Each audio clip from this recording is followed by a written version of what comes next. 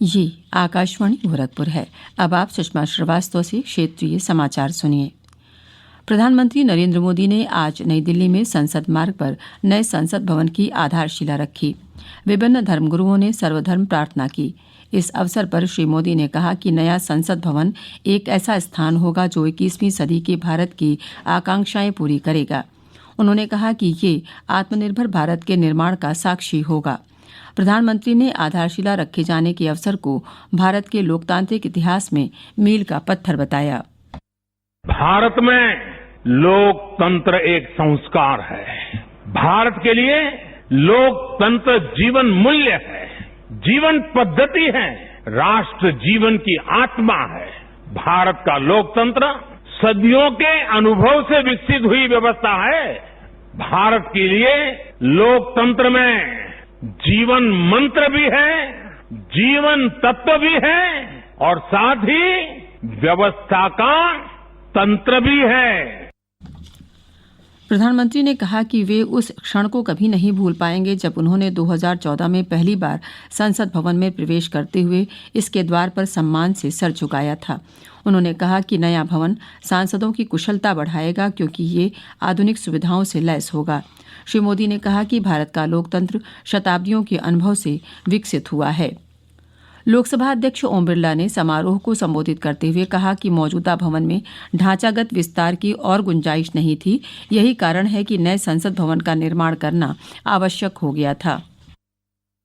भारत विश्व का सबसे बड़ा लोकतंत्र है। हमारे संवैधानिक मूल्यों और लोकतांत्रिक प्रक्रियाएं विश्व के लिए आदर्श है, जिसे देखने और समझने के लिए दुनिया भर के लोग आते हैं। संसद का नया भवन देश के सभी प्रांतों की उत्कृष्ट कला, संस्कृति और विविधताओं से परिपूर्ण होगा और सभी देशवासियों की प्रेरणा का केंद्र भी होगा।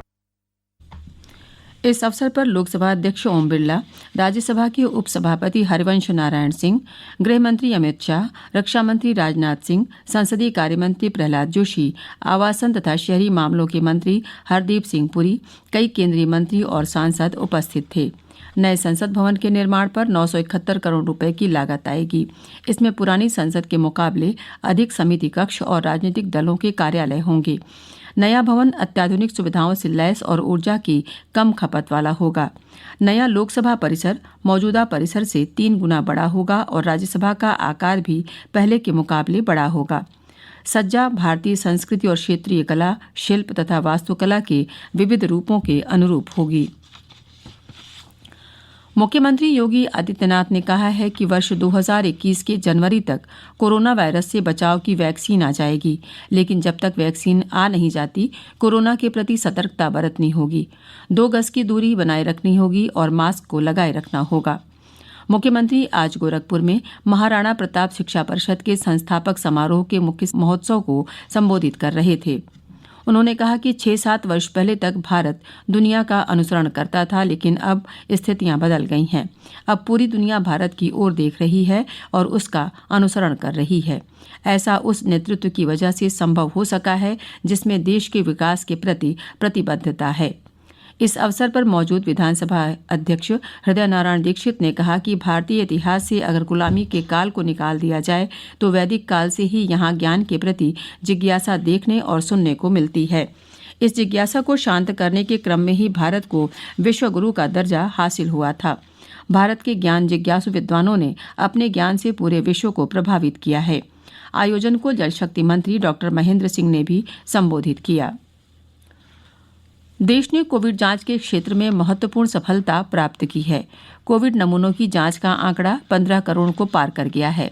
पिछले 24 घंटों के दौरान 9,42,000 नमूनों की जांच की गई। स्वास्थ्य मंत्रालय ने बताया कि पिछले 10 दिनों के दौरान 1 करोड़ नमूनों की जांच की गई। पिछले 24 घंटे में 31,000 से अधिक नए कोविड संक्रमण के मामले के साथ ही देश में अब तक संक्रमण के कुल मामले 97,67,000 से अधिक हो गए हैं। स्वास्थ्य मंत्रालय ने कहा है कि पिछले 24 घंटों के दौरान 412 लोगों ने अपनी जान गंवाई है। आज मानवाधिकार दिवस है। ये दिन मानवाधिकारों की सार्वभौमिक घोषणा के उपलक्ष्य में हर वर्ष 10 दिसंबर को मनाया जाता है। संयुक्त राष्ट्र महासभा ने 1948 में इस घोषणा को विश्व में मानवाधिकारों की रक्षा के लिए मानक उपाय के रूप में स्वीकार किया था।